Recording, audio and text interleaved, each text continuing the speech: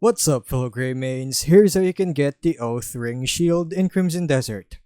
This light shield's perfect if you're going for a dark theme fashion.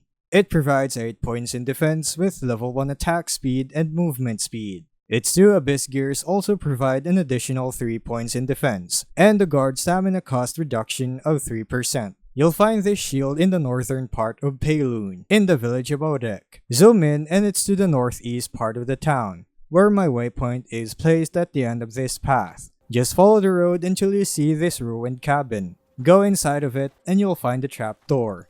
Open it and go down.